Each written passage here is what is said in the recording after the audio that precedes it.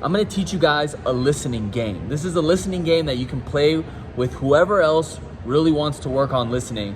So it's gonna be an interactive thing, you and a significant other, okay? So this is how the game is played. Let's hop into it. So let's just say I'm playing with somebody else. There's always two people playing. One person is the one practicing their listening, and then the other person honestly just gets to have fun answering questions. Important note. The listener can only ask questions based off the answers of the other individual. He cannot ask random questions. The questions must be connected to something he said. Now let's start. So, what's your favorite color? This is me as the listener role. Now, how do I answer this? So I go, well, my favorite color is yellow. Always the guy answering the question, play it as simple as possible because you want to make it hard for the other individual. Obviously, depending on your skill level of listening, they can play the game a little bit more difficult. There's a difficult level, there's something of a standard level, and there's a beginner level. A beginner level would be answering it like this. Oh, my favorite color is yellow because when I was a kid, blah, blah, whatever. And then you can just really elaborate that answer to give them more of a chance to grasp onto something and then lead on to the next question. But we're gonna play the expert version, which is just gonna be a very basic, bland answer. Imagine you're talking to that one girl who is just not reciprocating well with you. She is not giving you absolutely nothing, but she still expects you to be the one to lead the conversation. Who's been there before? Raise your hand, even if you're on the other side of the computer. Yes, I'm sure a lot of you guys have been in that situation. So we might as well start with the expert level, at least for this video. So let me start again. So what's your favorite color? And the other individual goes, yellow.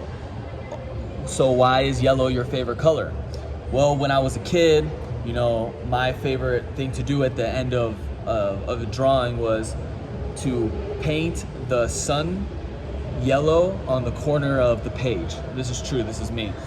And then the other person goes, okay, so remember, they have to cling on to something of that, what they just said. Wanted to do the first one here to explain it well. So their answer was, my favorite color is yellow because when I was a kid, my favorite part to draw was the yellow sun in the corner. Now, my next question goes, how old were you during that time? So look at the word that I capitalized in their answer, kid. That's what I clinged onto. That's what's gonna lead me to my next response and my next question. So my question is, how old were you during that time that you were drawing the circle yellow on the corner of the page? And then that will lead to the next question. But the important thing to notice is that I clinged on to something they said. In their answer, I found another question.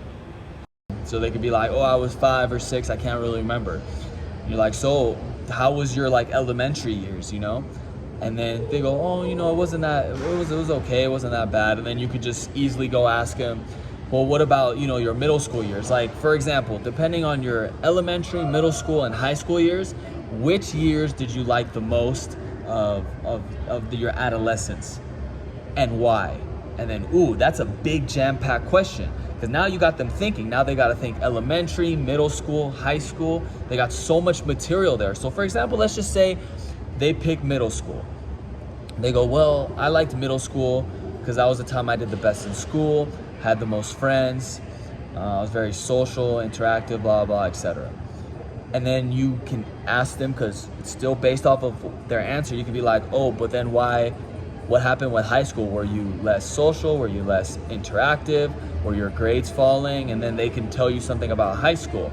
Oh yeah, you know, when I was in high school, kind of started hanging out with the wrong crowd, kind of felt like I slipped off a little bit from my goals, my ambitions.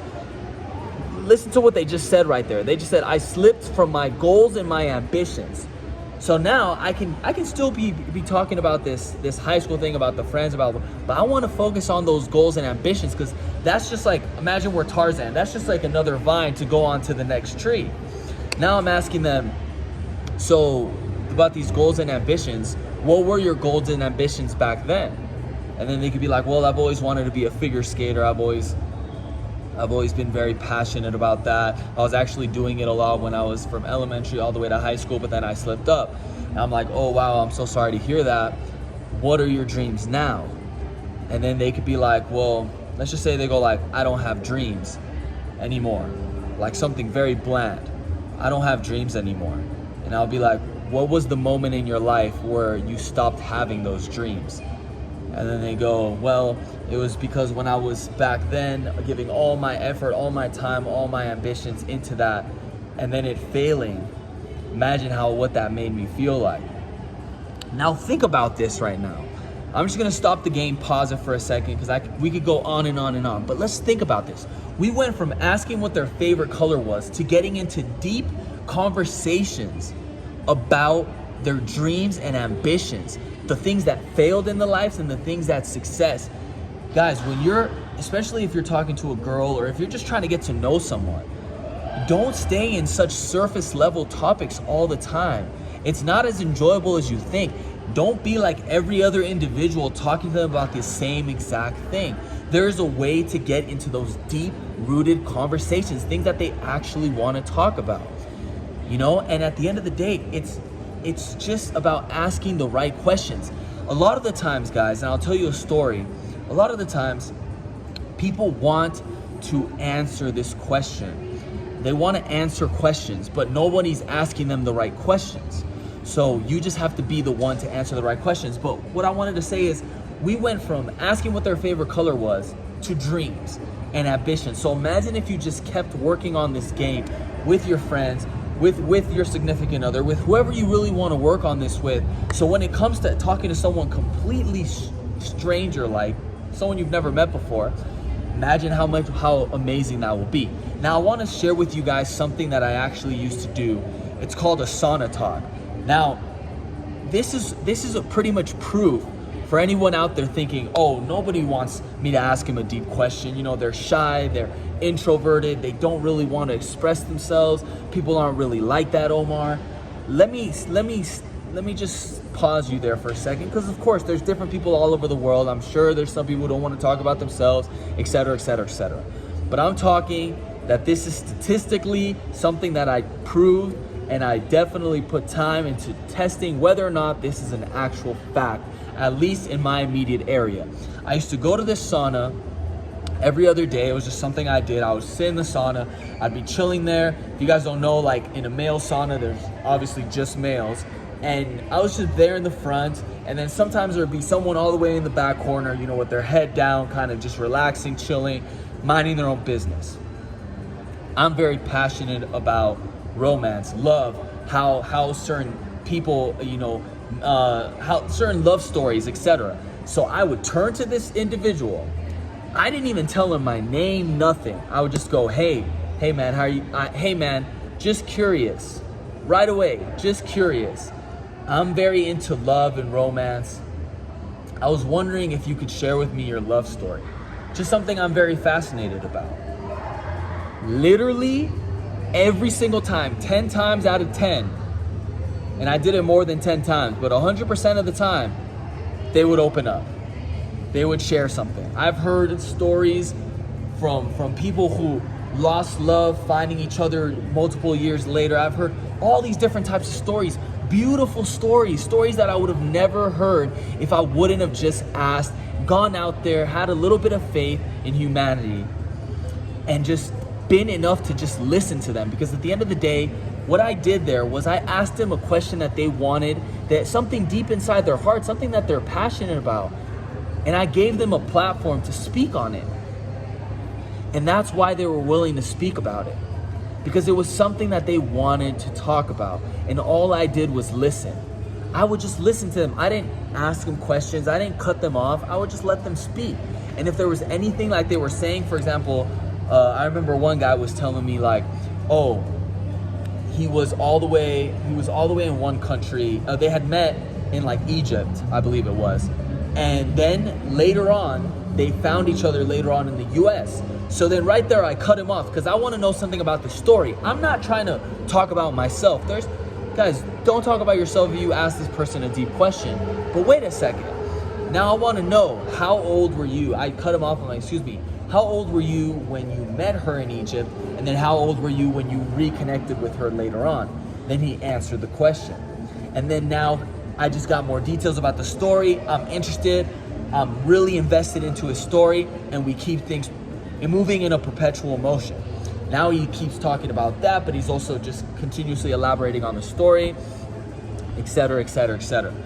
My main thing, everyone, before I just end this, because the listening game, I wanted to just put that one in there just as a real quick snippet, because we will be doing a full video of the listening game with someone else once I get another body or someone else in the individual, maybe even in this airport, if I can find someone else who speaks English. Because right now I'm in the Guatemalan airport, almost one step away from getting back home. But I really want to try this listening game so you guys can see it more interactively. But I did want to scratch the surface of this listening a little bit more. And hopefully you guys enjoy these topics. And I just so passionate about this, and there's just so many tips and enriching thoughts, but I don't want to make the video too long. Just for those who want to grasp onto what I was talking about and try it out, guys. Because at the end of the day, it's really about applying something. Someone can give you, imagine the most wise person in your entire life is summoned right in front of you. And they give you the most wise advice ever. I'm talking like just